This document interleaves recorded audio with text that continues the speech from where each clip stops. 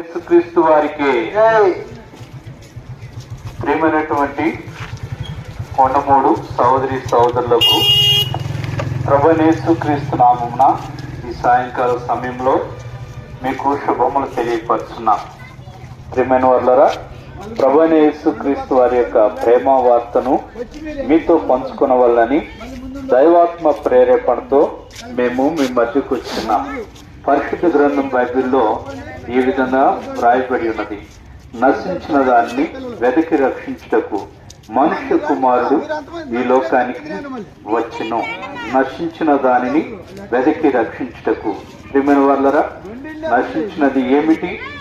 వెతికి రక్షించడానికి వచ్చినది ఎవరో అంటే, ప్రియమైన వారులారా, నశించినది మానవులు, వెతికి రక్షించడానికి వచ్చినది ప్రభువైన యేసుక్రీస్తు వారు.